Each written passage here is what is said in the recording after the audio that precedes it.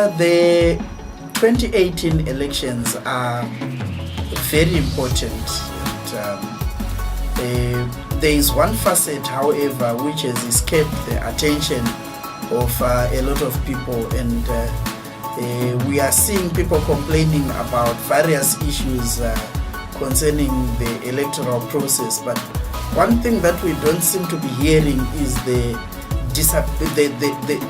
inclusivity in terms of disability of these elections.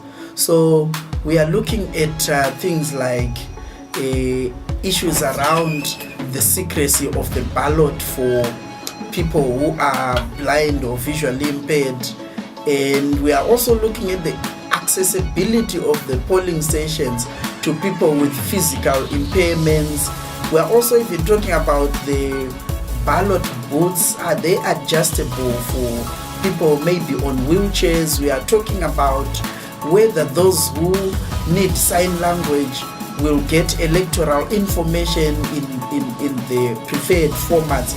So I think the discourse on the election has not been taking into account the need to make our elections disability inclusive.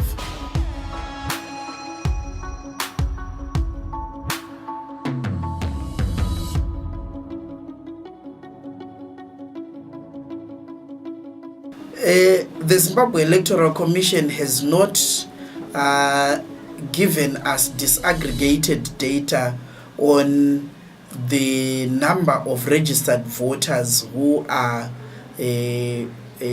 disabled. However, we know that close to 15% of the population of Zimbabwe is made up of people with disabilities. It is therefore, in my view, not correct to suggest that an electoral system which is not disability inclusive can be viewed as free and fair. Therefore, we urge ZEC and all the other stakeholders to ensure as much as possible that our electoral system becomes disability inclusive so as to be free, fair and credible.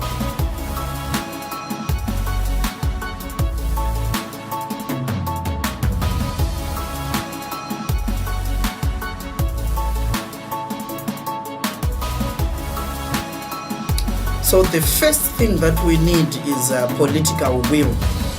You know, that's the major thing that we need, because political will take away negative attitudes. Because one of the things that we always encounter is that people will say, if you want us to make adjustments, it's expensive. Yet we know that there are things that are expensive which they have been buying and doing. So what can be done practically is there is need to adjust polling stations so that they are accessible. It will not cost much to do that. Make sure that even the toilets are accessible for people with physical impairments. And we can also do what is called the template ballot system.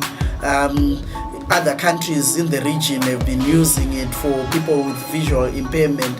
And ZEC, as part of its code of conduct, must ensure that it compels political parties to disseminate electoral information in accessible formats. Remember, in terms of the law, political parties have a right to provide voter education. They have that duty.